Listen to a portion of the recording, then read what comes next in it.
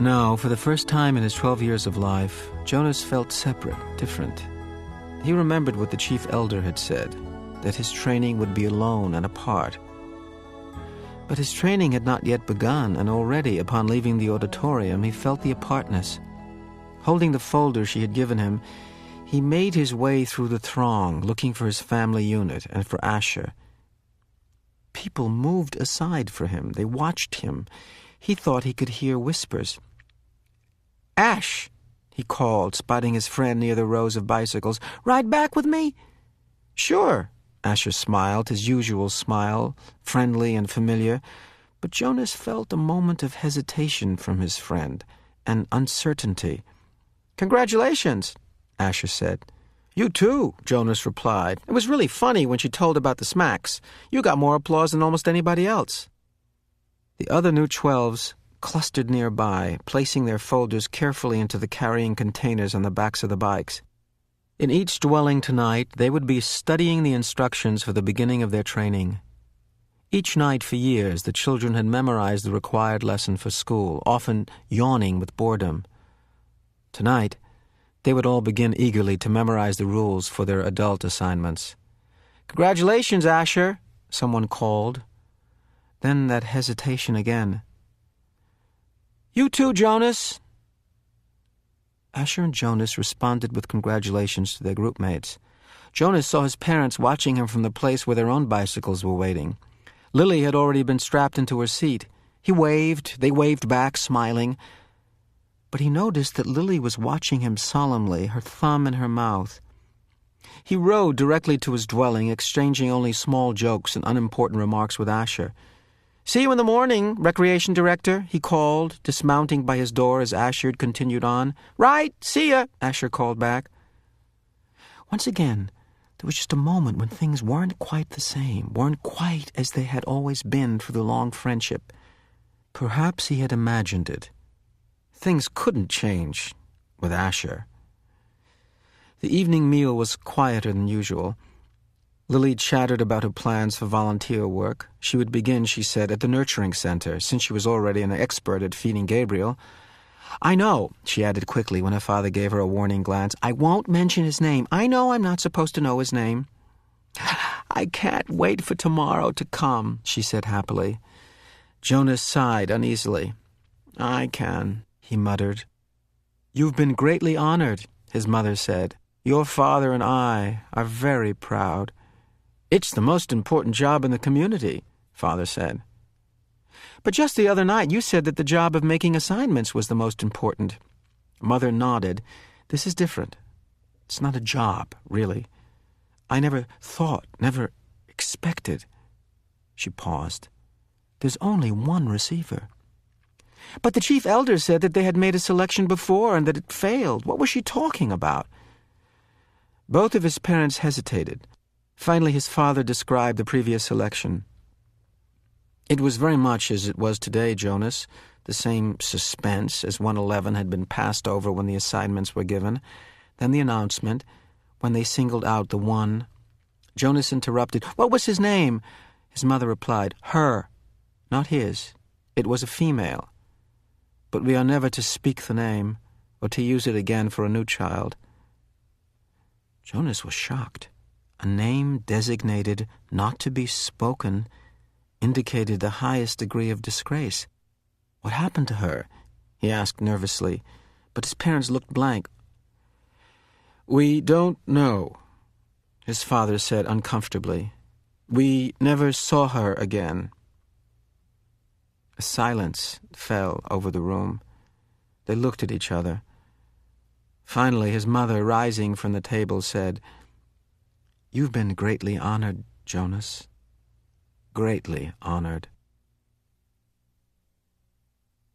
Alone in his sleeping room, prepared for bed, Jonas opened his folder at last. Some of the other 12s, he had noticed, had been given folders thick with printed pages. He imagined Benjamin, the scientific male in his group, beginning to read pages of rules and instructions with relish. He pictured Fiona smiling her gentle smile as she bent over the lists of duties and methods that she would be required to learn in the days to come. But his own folder was startlingly close to empty. Inside there was only a single printed sheet. He read it twice. Jonas, receiver of memory. 1. Go immediately at the end of school hours each day to the annex entrance behind the house of the old and present yourself to the attendant. 2. Go immediately to your dwelling at the conclusion of training hours each day. 3. From this moment, you are exempted from rules governing rudeness. You may ask any question of any citizen, and you will receive answers. 4.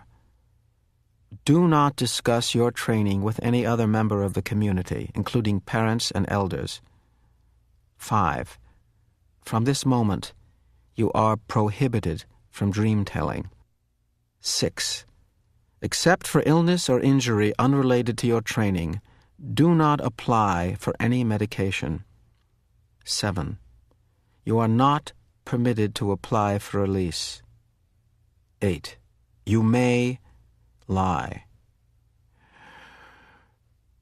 Jonas was stunned. What would happen to his friendships? His mindless hours playing ball or riding his bike along the river? Those had been happy and vital times for him. Were they to be completely taken from him now? The simple logistic instructions, where to go and when, were expected. Every 12 had to be told, of course, where and how and when to report for training. But he was a little dismayed that his schedule left no time, apparently, for recreation. The exemption from rudeness startled him. Reading it again, however, he realized that it didn't compel him to be rude. It simply allowed him the option. He was quite certain he would never take advantage of it. He was so completely, so thoroughly accustomed to courtesy within the community that the thought of asking another citizen an intimate question, of calling someone's attention to an area of awkwardness, was unnerving. The prohibition of dream-telling, he thought, would not be a real problem. He dreamed so rarely that the dream-telling did not come easily to him anyway, and he was glad to be excused from it. He wondered briefly, though, how to deal with it at the morning meal.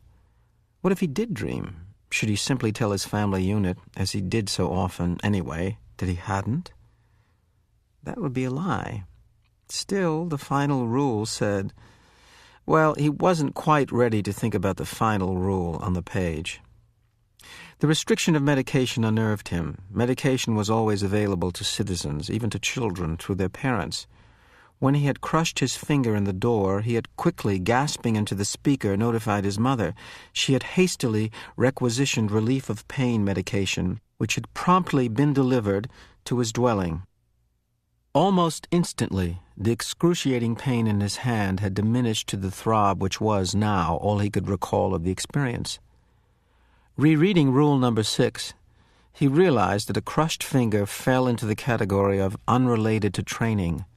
So if it ever happened again, and he was quite certain it wouldn't, he had been very careful near heavy doors since the accident, he could still receive medication. The pill he took now, each morning, was also unrelated to training, so he would continue to receive the pill. But he remembered uneasily what the chief elder had said about the pain that would come with his training. She had called it indescribable. Jonas swallowed hard, trying without success to imagine what such pain might be like, with no medication at all. But it was beyond his comprehension. He felt no reaction to rule number 7 at all. It had never occurred to him that under any circumstances, ever, he might apply for release. Finally, he steeled himself to read the final rule again. He had been trained, since earliest childhood, since his earliest learning of language, never to lie. It was an integral part of a learning of precise speech. Once, when he had been a 4, he had said, just prior to the midday meal at school, "I'm starving." Immediately he had been taken aside for a brief private lesson in language precision. He was not starving, it was pointed out. He was hungry. No one in the community was starving, had ever been starving, would ever be starving. To say starving was to speak a lie. An unintentioned lie, of course, but the reason for precision of language was to ensure that unintentional lies were never uttered. Did he understand that? They asked him, and he had. He had never, within his memory, been tempted to lie. Asher did not lie. Lily did not lie. His parents did not lie. No one did. Unless... Now Jonas had a thought that he had never had before. This new thought was frightening. What if others, adults, had, upon becoming 12s, received in their instructions the same terrifying sentence? What if they had all been instructed, "You may lie"? His mind reeled, now empowered to ask questions of utmost rudeness, and promised answers. He could, conceivably, though it was almost unimaginable, ask someone, some adult, his father, perhaps, "Do you lie?" But he would have no way of knowing if the answer he received were true.